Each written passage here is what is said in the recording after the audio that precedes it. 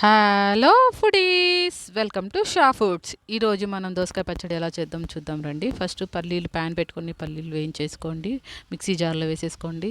అదే ప్యాన్లో ఆయిల్ వేసుకొని జీలకర్ర, టమాటాలు, పచ్చిమిర్చి వేసేసి లైట్గా వేయించేయండి.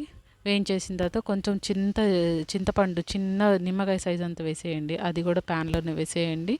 ఆ మూడు ఇంగ్రీడియంట్స్ కలిపేసి మిక్సీ పట్టేయండి. మిక్సీ అంటే దాంట్లోనే తెల్లగడ్డ అంటే చిన్నుల్లిపాయ అంటారు, తెల్లగడ్డ అంటారు, కొంచెం సాల్ట్ వేసేసి కచ్చా పచ్చాగా మిక్సీ వేసేయండి. తర్వాత దోసకాయ ముక్కలు సన్నగా తరిగి పెట్టుకున్నవి అవి కూడా వేసేస్తే పేస్ట్ బాగా టేస్ట్గా ఉంటుంది.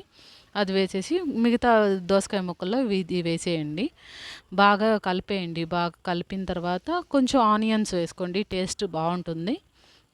తర్వాత అదే ప్యాన్లో ఆయిల్ వేసేసుకోండి. జీలకర్ర, ఆవాలు అంతా తిరగమాతకు వేసుకునేవన్నీ ఇంగ్రీడియంట్స్ వేసేసుకోండి. తర్వాత కొంచెం తెల్లగడ్డలు వేసేసుకోండి, టేస్ట్ బాగుంటుంది. కరివేపాకు వేసుకొని తిరగమాత వేసేసుకోండి. అంతే friends, please watch my videos.